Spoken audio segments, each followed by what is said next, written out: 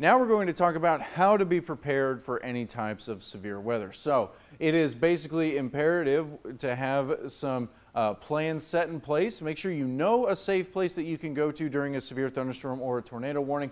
Make sure you have multiple ways to receive warnings, such as a cell phone, a NOAA weather radio. Even your television is an excellent way to receive that information. Also, prepare protective gear such as helmet and boots, maybe even some gloves to help you basically after the situation is over, if there is debris left behind by that situation, that you are protecting yourself, or if the situation is ongoing, keeping yourself safe during that. And of course, have a way to alert those first responders, such as basically an air horn if you have to, if you're stuck, God forbid, in a situation that has been left to you by these severe thunderstorms. And also make sure you catalog your belongings and your valuables. And when it comes to having a kit, air horn, batteries, of course, boots, cell phone, first aid kit, flashlight, that food, weather radio, water, helmet, everything that you need to possibly wait out a severe thunderstorm or even the aftermath of a possible devastating situation.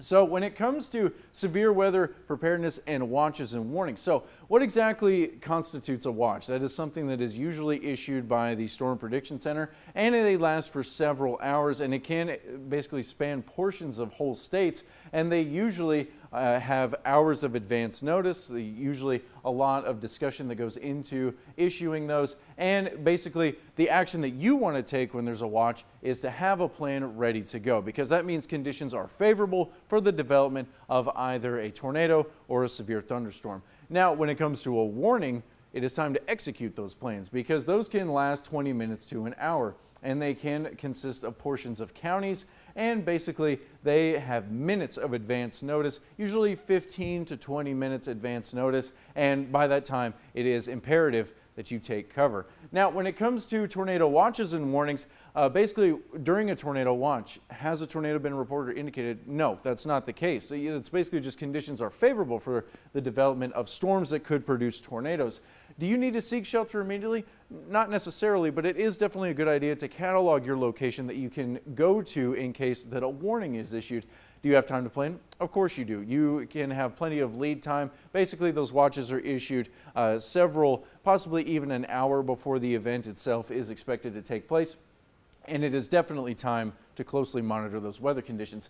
Now, during a tornado warning, though, a tornado has been reported / indicated. Of course it has. That means either one has been spotter indicated or confirmed, or even radar indicated or confirmed. And it could be basically a tornado, a storm that is having the capability of producing a tornado, or that one is confirmed to be on the ground and ongoing.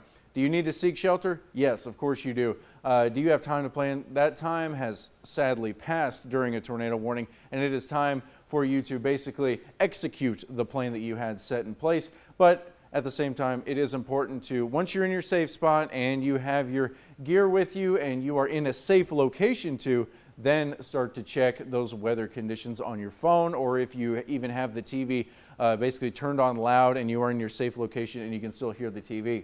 Now, when it comes to tornado safety locations, unsafe locations, mobile homes or manufactured homes, definitely a place you do not want to be, because they are easily destroyed by tornadoes.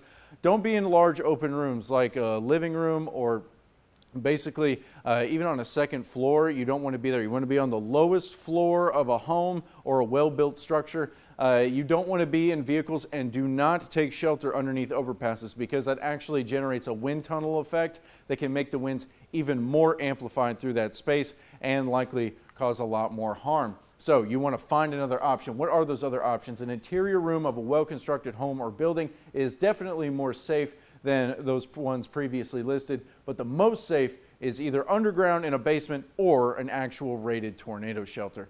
Now, when it comes to severe thunderstorm warnings, a severe thunderstorm watch, similar criteria to a tornado watch. Basically, conditions are favorable for the development of those severe thunderstorms, but of course one hasn't been reported or indicated, and you don't need to take shelter immediately, but you do need to be aware that one is in effect and that you likely need to plan or have time to plan, and you are going to need to closely monitor those weather conditions. Now, when it comes to a severe thunderstorm warning, of course, the time to plan has ended. It is time to take action, and it is also time to take shelter and it is imperative that you do because a severe thunderstorm has likely been issued. So all of this is incredibly important when it comes to being prepared and having a kit and being ready for severe thunderstorms. And you know we'll be ready here with your local weather authority.